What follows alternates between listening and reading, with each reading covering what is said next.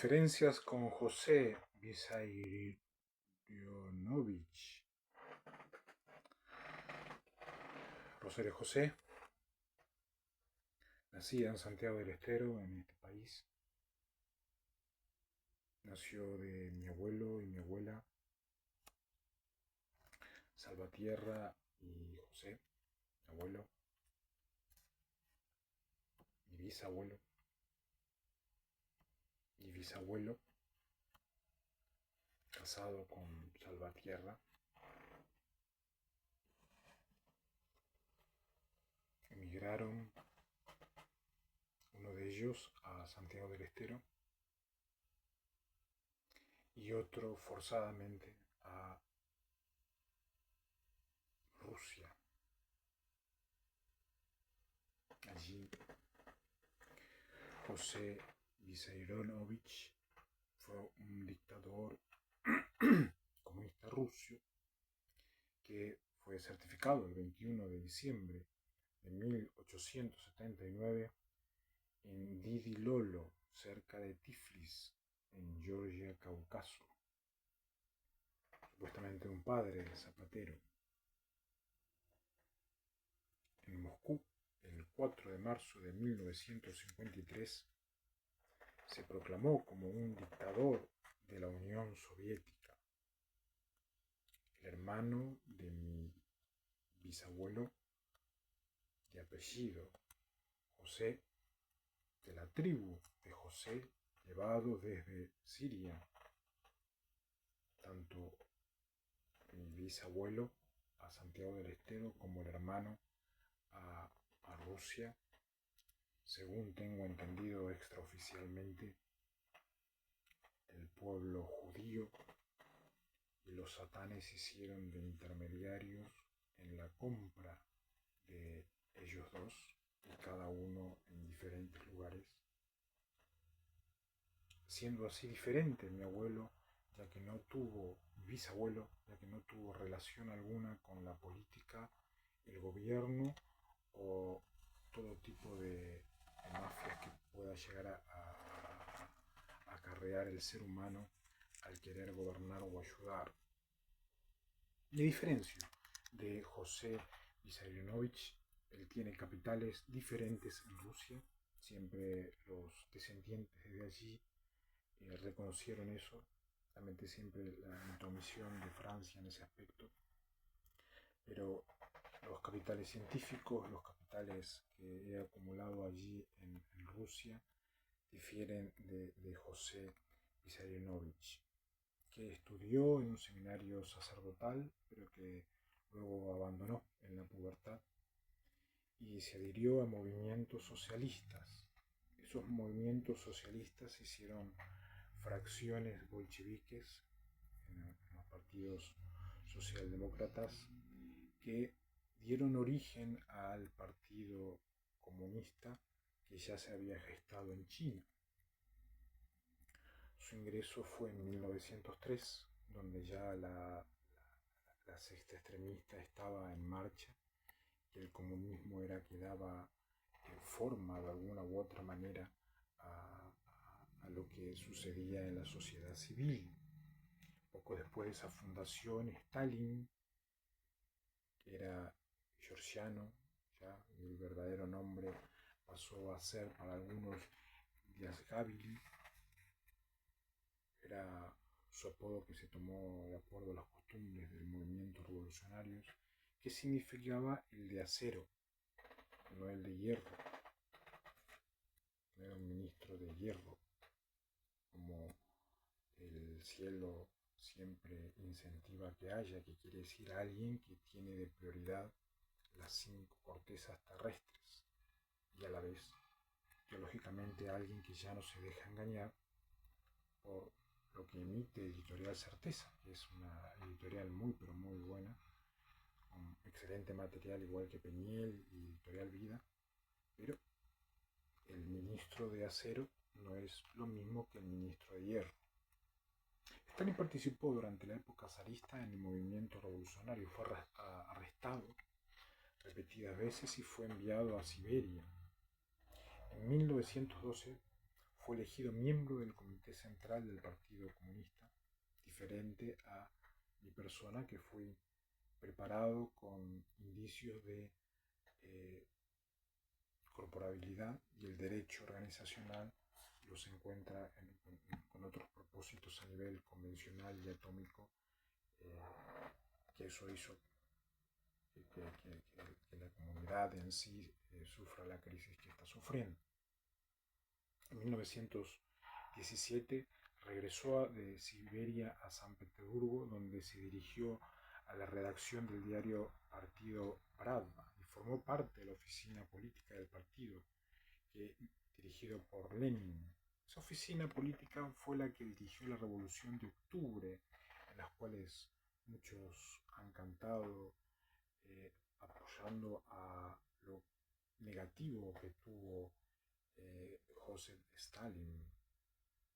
El primer gobierno soviético fue nombrado comisario del pueblo para las nacionalidades. Durante la guerra rusa realizó la reorganización en un sector del frente en peligro. En 1922 ocupó un cargo de secretario general del Comité Central del Partido Comunista, puesto que le otorgó una gran influencia administrativa. Yo eh, me he relacionado, por así decirlo, con esta arma letal que es la atomicidad, donde hay muchos que dicen que no es posible la relación, ni siquiera eh, el reconocimiento, ya que es un arma netamente letal.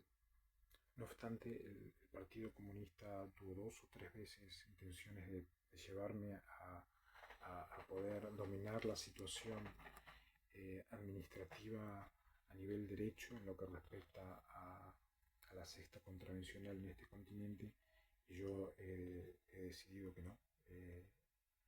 Varias veces el presidente mismo de China intentó convencerme y no vi en buenos ojos la decisión de poder colaborar en base a ya la historia que había tenido Stalin de relación con el Partido Comunista. No era positivo de que haya podido colaborar desde allá. Reconozco, por supuesto, de que desde el pueblo, desde el Partido Comunista intentaron ser lo más serio que pudo haber habido. No obstante, fueron más los traidores. Hubo miles y miles y miles de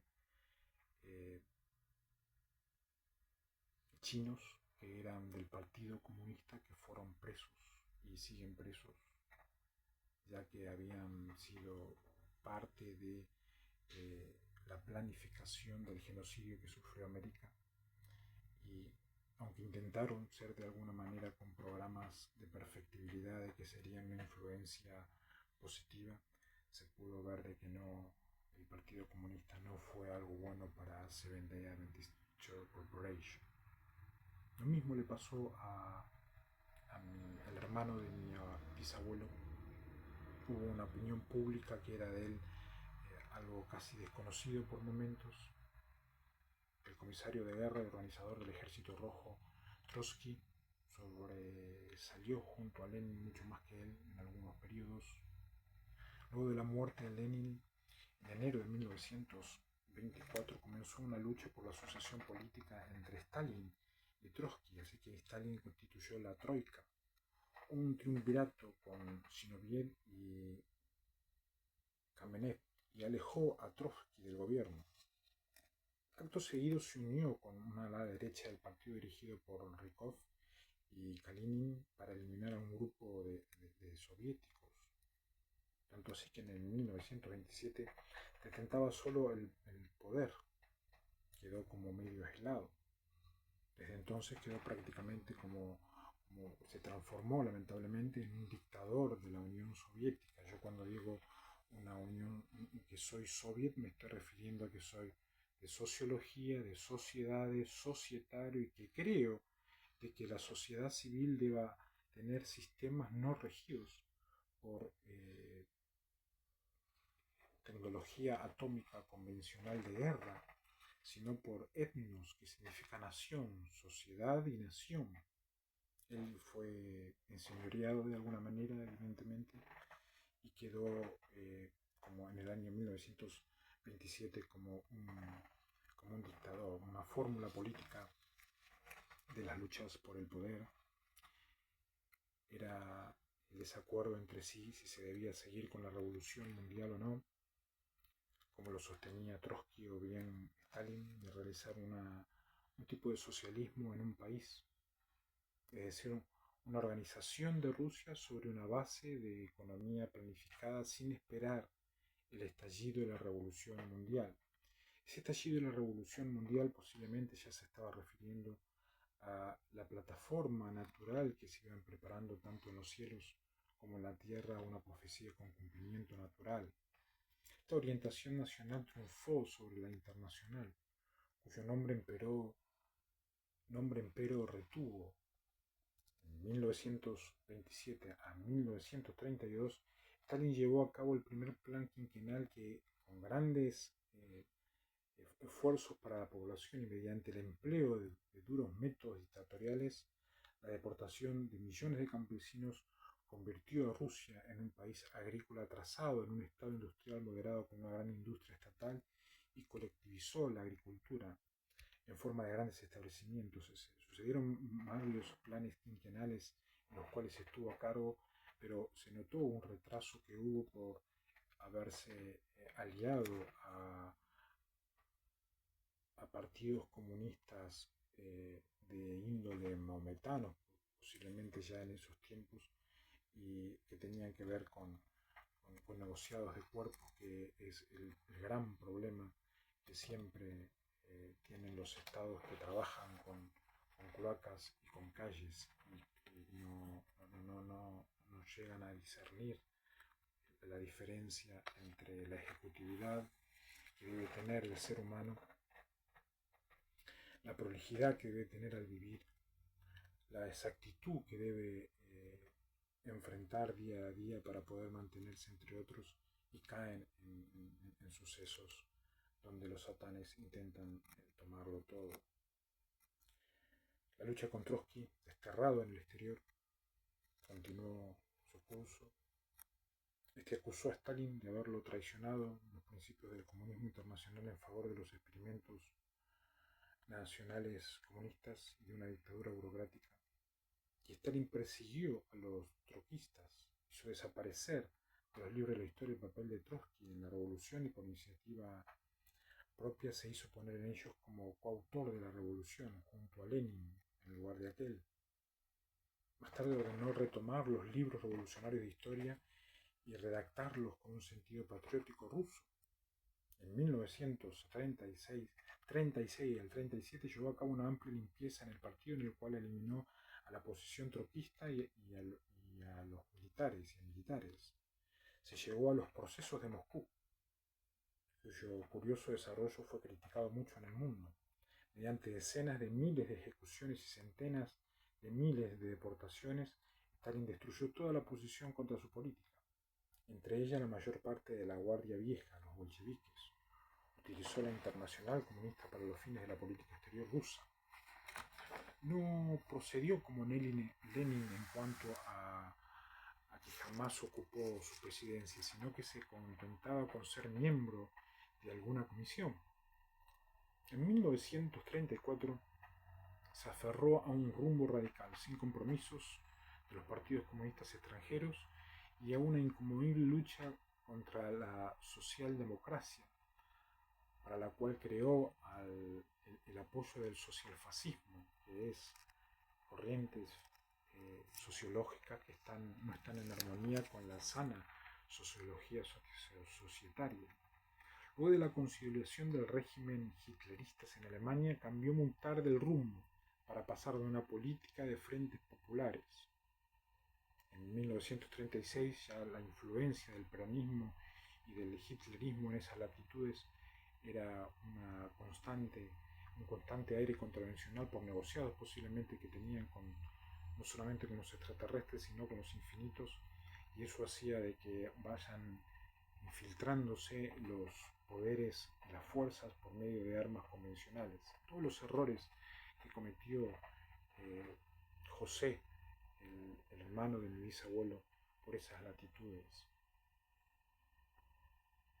En 1939 tomó primero posición contra Hitler, negoció una alianza con Inglaterra y Francia y firmó luego repentinos pactos con Hitler, que lo llevó a la cuarta repartición de la Polonia y posiblemente inspiró a este la decisión de comenzar la guerra. Fue cayendo, cayendo y cayendo en un enseñoreamiento donde los infinitos de aquellos lugares más los infinitos del centro de Asia hacían de que uno haya quedado entre medio. Por eso hay que algunos de orígenes indios siempre me dicen sanguchito, intentando comparar con los errores o el enseñoreamiento que tuvieron algunos reyes, dictadores, príncipes o ministros a lo largo de estos años. Cuando Hitler atacó en 1941 a la Unión Soviética, Stalin dirigió la defensa con mano de hierro. Tomó el título de mariscal, se hizo cargo del mando supremo sobre el Ejército Rojo y de las funciones del primer ministro. Hasta ese momento había sido nominalmente solamente secretario del Partido Comunista. Pero en la guerra dirigió la política rusa en aras del nacionalismo y el paneslavismo. En los acuerdos de Teherán y Yalta aseguró que Rusia era una gran esfera de influencia en Europa y personalmente vivió en forma sencilla. Para los comunistas valía también en el desarrollo teórico del marxismo como sucesor de Lenin. En 1925 dictó lecciones teóricas bajo el título Problemas del leninismo, en las cuales no se agregó mucho a las teorías de Lenin. Desde su origen georgiano hablaba poco, prefería más bien una política nacional rusa y permitió que lo convirtieran en objeto de un increíble culto personal, ya que lo veneraban mucho. Stalin falleció el 14 de marzo de 1953 según un comunicado oficial a causa de un ataque cerebral. Parece que hasta en aquel momento no habían terminado las luchas por las sucesiones en lo que respecta al poder de la Unión Soviética. Hubo muchos que dijeron de que no era, otros que quisieron compararlo con los satanes. Creo en la hipótesis por la fisionomía que pude verificar y no por los bigotes que portó, de que posiblemente él haya sido, tal como varias veces me comunicó inclusive el presidente de Rusia, Vladimir Putin, de que un familiar directo estaba en aquellos lugares. De esta manera informo a los civiles que están en Turkmenistán, en el centro de Asia, de que el ejército armado del Banco Nacional tomó la iniciativa de ir hacia esos lugares donde han quedado totalmente enseñoreados por Satanás. Las fortalezas de Satanás han tomado ese país, no hubo nacimientos, se reproducían, torturaban ángeles, esos ángeles que torturaban emitían todo tipo de mármol, todo tipo de material satánico, frutos de las torturas, tanto a los que vivían en aquel lugar, los que viven en aquel lugar, como a los infinitos que llevaron. Y eso hizo de que hubo un quiebre en lo que respecta al continente americano, pero inmediatamente el pueblo ruso